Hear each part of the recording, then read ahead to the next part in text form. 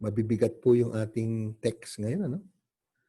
Hindi ko alam bakit parang may sinasabi sa akin, ewan ko sa inyo, pero parang napaka lakas ng dating.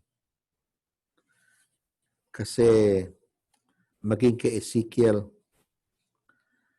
maging responsorial psalm, tapos very dramatic po pagdating ng gospel.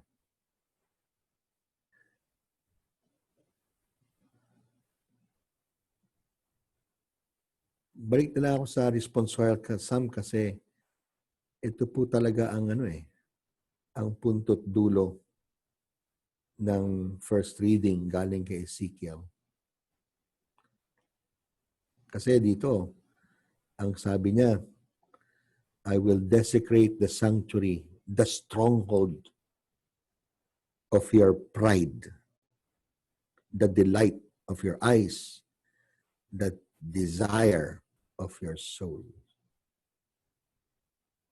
The sons and daughters you left behind shall all fall by the sword.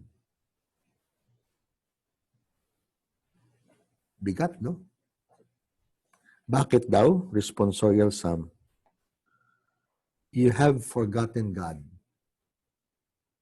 who gave you birth.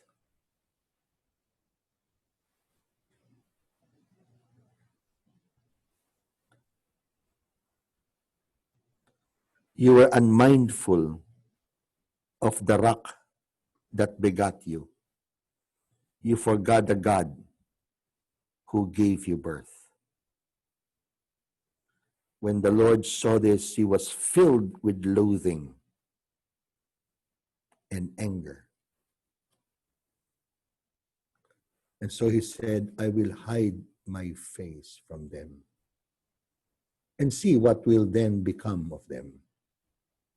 What a fickle race they have become because of their sins. No loyalty in them.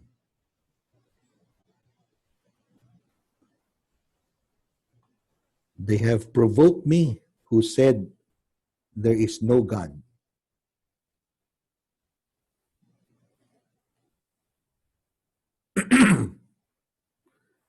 I think this is a condition of much of the world before the pandemic. Have we not lamented as Catholics who still believe in God that in many public places in Europe, they would not allow signs of our faith, like the crucifix? In all public schools in the United States, they prohibited prayers in the beginning with the sign of the cross. In a way, they tried to eradicate a legacy of generations and generations.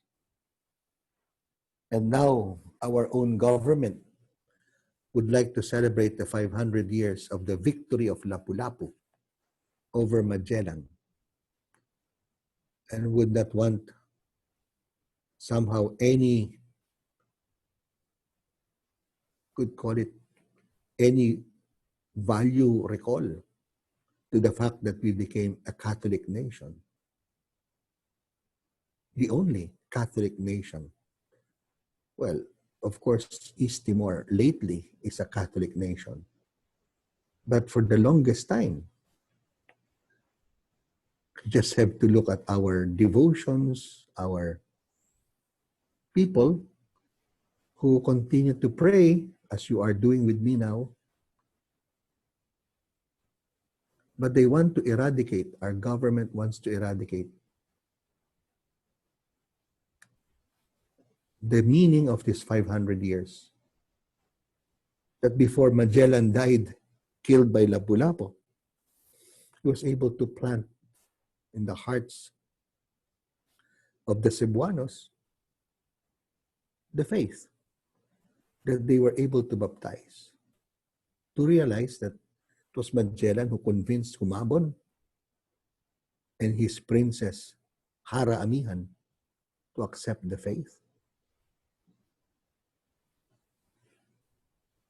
It was not for long, but it's interesting how they find after 44 years in 1567 that the Santo Niño statue still remained among the possessions of a family in Cebu. And for which, as you see behind me, we have that Santo Niño in the Basilica Minor de Cebu. In spite of this, our people might have forgotten God. I have a fear that even you and me, probably we have this Mass, probably we celebrate moments of our faith by prayers because we need. But when we did that deed, was God ever part of our decisions, of friendships? Bahagi po ba siya in our circle of friends?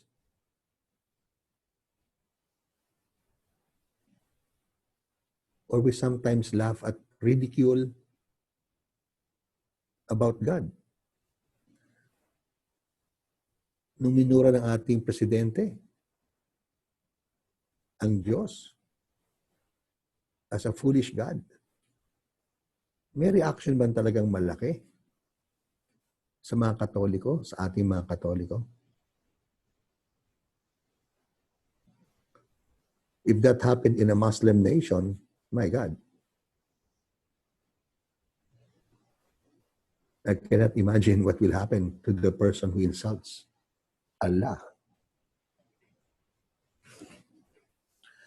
Have we forgotten the God who begot us, who gave us birth? What birth? Baptism. To be children of God. Diba?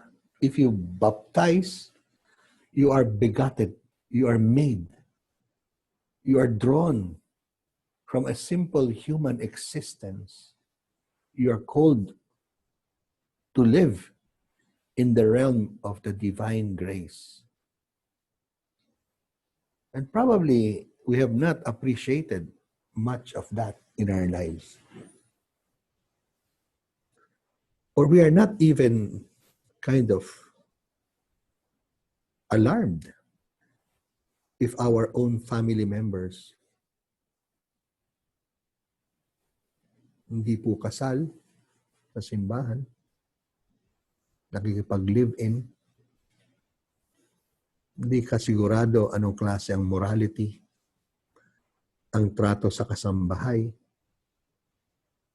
sa maliliit na tao, sa mahirap. Pagdidirian ang mga mahihirap. Tinatawag ng mga pangalang bobo, tamad.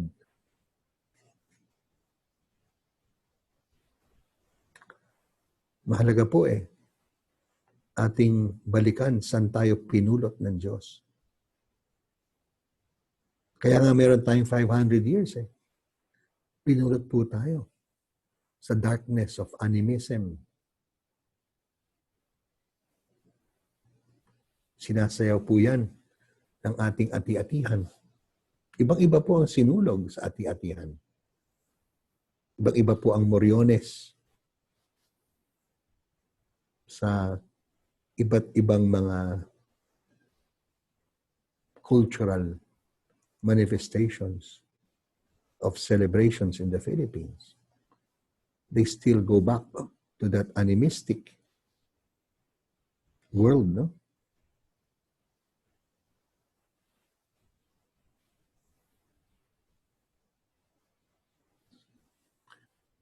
Ano po ang sabi ng gospel? Dito sa version ni Matthew, it's a young man. doon sa version ni Mark, since I was young. So sabihin na lang natin, he's not that young, like 15, 16 years old. He had a good question kasi. Maybe he's in his 25 or probably even in Mark middle 30s. Probably he's not yet married, I don't know. Or even married. He had a good question po. Could it be he's a boy, he's a man who inherited a lot of possessions from his family? And at the same time, he had a deep faith. Deep po ang faith niya sa Diyos. Yung sinabi niya, ano bang dapat ko? What good should I do? Para aking ma-obtain, makuha ko, mapapa sa akin ang eternal life. What a nice question. I wish every human person, you and me, have that prevailing question in our mind. Ano bang dapat kong gawin ngayon para ako'y makarating sa langit? Ganda, di ba? It's a good question. Kaya Jesus listened to that question intently. Tapos sabi niya, gawin mo ang dapat pag pinagagawa sa'yo ng Diyos. Ano po yun? Si Jesus nagsabi, you shall not kill, you shall not steal, you shall not commit adultery, you shall not bear false witness, honor your father and your mother, love your neighbor as yourself. Sabi niya, Lord, ginawa ko yan ever since. Young man siya, no? Ever since po, pagkabata. He was a very observant Jew, well-bred, educated by the parents. Inilipat sa kanya, isinalin sa kanya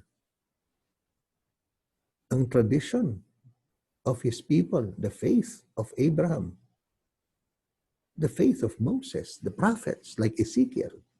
Alam niya. At ginagawa niya. Alam niyo, why did he live with sadness? Si Jesus instead, siya yung nalungkot when this man left. He cannot follow Jesus because of his many possessions. Ang kailangan pala niya, good, nameless, walang pangalan. Bakit kaya walang pangalan? Para pwede nating sabihin, could it be me? Could it be me? Na tinutukoy dito. Kailangan pa rin itong taon to.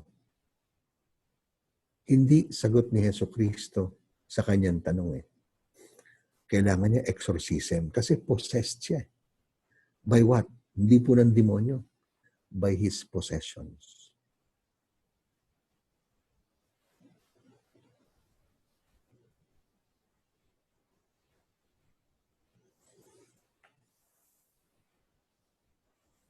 Possessed by his possessions. Napopossess din ba ako?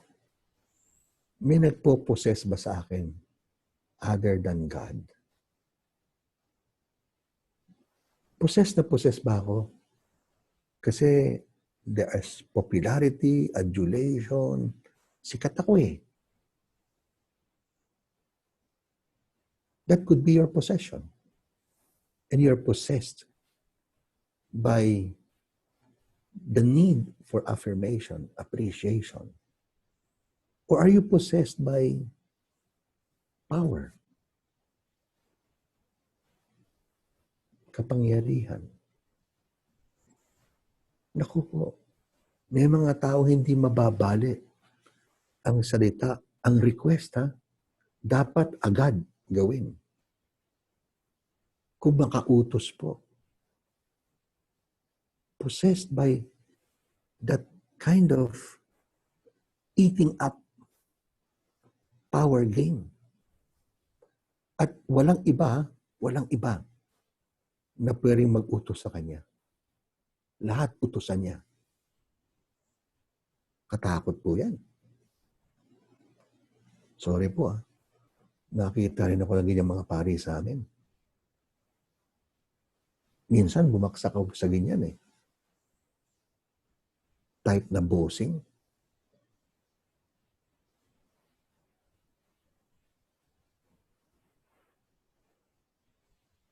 I learned from that po eh. Na-realize ko po, I'm not cut for being an administrator po. Dami kong sinisita.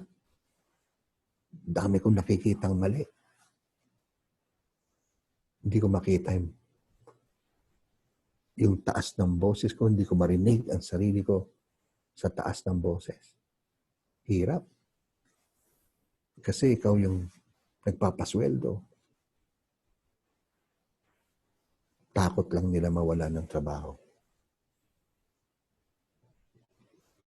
Natuto po ako dyan. Iniling ko po sa aking superiors, huwag na akong gawing administrator. Kaya nga nung ginawa nila akong head ng aking province in 1999 po to 2005. Kalimot ko na po eh. I made it a decision to sign my first letter instead of provincial superior, lingkod. And I had to live by that. And I suffered because of that. I had to suffer to be servant to the least of my conference. Not because they are the least, but because ang hirap po nilang paglingkuran. They were least in my list to be helped. But God wanted me to help them. Mahirap po. You can be possessed by power. A young man possessed by wealth, pera.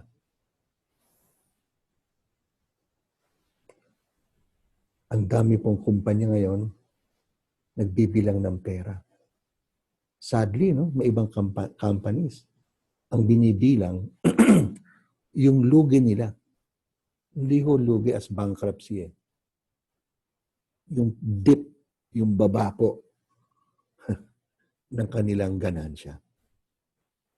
If last year ang kanilang ganansya was 22%, at this year babagsak sa 15% ang kanilang ganansya, net income.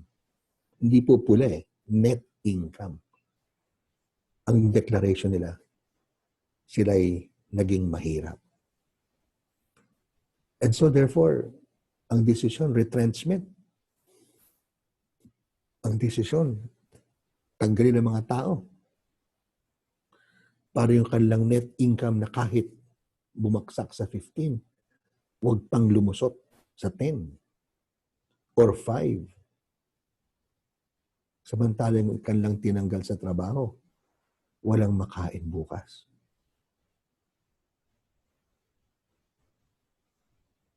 Wala nang maisusubo sa mga anak. Naintindihan niyo ba ang possession sa gitna? Hindi po ito kasalanan in the sense na ginagawa natin masama eh. But nagagawa natin ang nakasasama sa ibang tao. Na siguro sa ating kalkulasyon, tama lang. Eh ako ang boss eh, ako ang nagpapasweldo. Bakit di ko utusan? Eh ako yung namamahala sa business ng aking pamilya eh. Eh bakit ang dividendo ng aking mga kapatid magiging maliit? Ano sasabihin nila sa akin? Ba't tayo lugi? Lugi. Ibang tao hindi makakain, lugi ka pa. Na meron kang net income. Brothers and sisters, ito nga hinihiling ko sa inyo eh. Pwede bang samahan niyo ako? Huwag tayong humiling sa Diyos ng vaccine. Kasi kahit walang vaccine, hindi naman tayo tinatamaan, di ba? At palagay ko, kahit may vaccine, pwede tayong mamatay pa rin ng ibang sakit. Pero mamamatay pa din. Eh para ke? Para ke? Para pahabain ang buhay, para lalong gumanansya? Para lalong mapossessed ng kapangyarihan?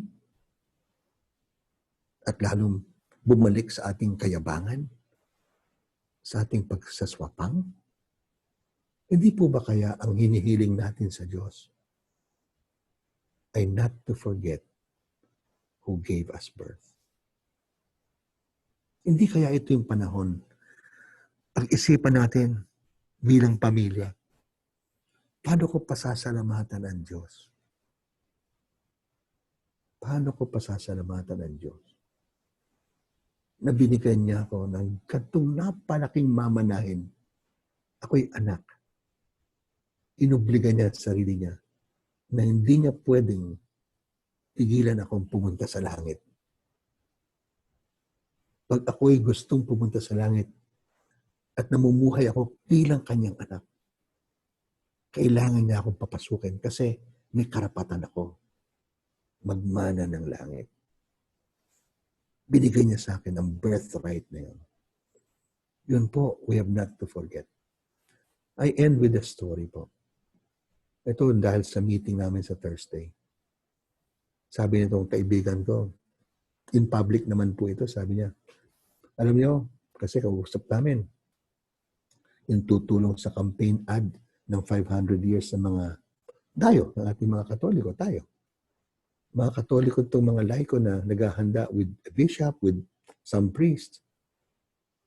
Ano ba, para malalong malaman ng tao na we have 500 years celebration.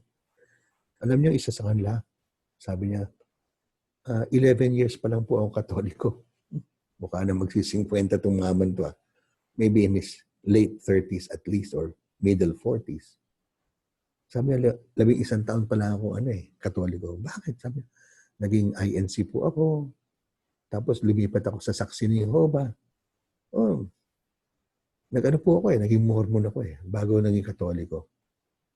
Bakit siya naging Katoliko? Hindi na niya sinabi po, pero tingin ko napangasawa niya yung kanyang asawa na talagang Katolikong sarado. Yung kanyang father-in-law, mother-in-law.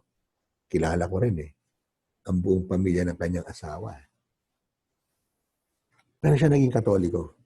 11 years na daw. And lately, because of the COVID pandemic, yung mag-asawa, silang dalawa, they have 4 children liliit pa. Nag-decide magpakain. Diyan sa Makati Pupunta sila sa Reposo. Alam niyo, malapit sa Libingan, sa South Cemetery. At nagpakain sila. Nagbigay sila ng pagkain. I don't know, noodles ba yun or whatever. Tapos may isang mama daw, doon sa squatter area na yun, sa lugar ng mga mahirap doon sa Kalayaan Avenue, ay nagtanong sa kanya, ba't niyo ito ginagawa? Ano yung sagot niya? Kasi laki ng utang na loob namin sa Diyos Hindi po namin masuklian ang kanyang kabutihan na binigay sa amin maging Katoliko. Manampalataya sa totoo. Alam niyo yung mama, nag-abot ng 20 pesos. Yung inabutan nila ng pagkain, nag-abot ng 20, sabi niya, o ito, baka makatulong to kung magpapakain pa kayo ng ibang tao. Sumigaw yung asawa po. Ano ginagawa mo? Bakit? Ba't ka nagbibigay ng 20? Bakit? Tayo yung mahirap Sabi niya, nakalimutan ng mama, siya yung mahirap. Mga kapatid, sa palagay ko yung mamang yun, hindi possessed.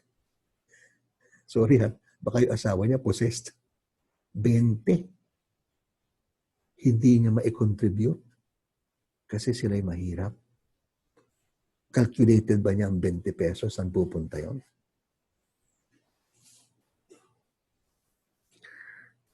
May kaba ako Pag bumalik siguro tayo sa simbahan at yung 20 pesos naging coin, baka yun po ang pupunta talaga sa ating abuloy.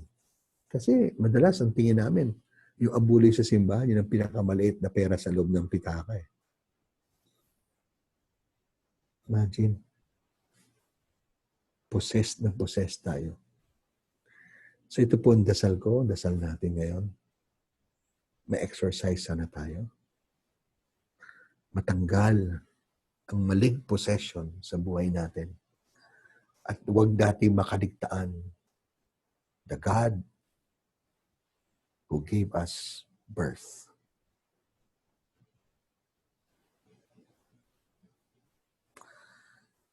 Let's now pray for all our needs and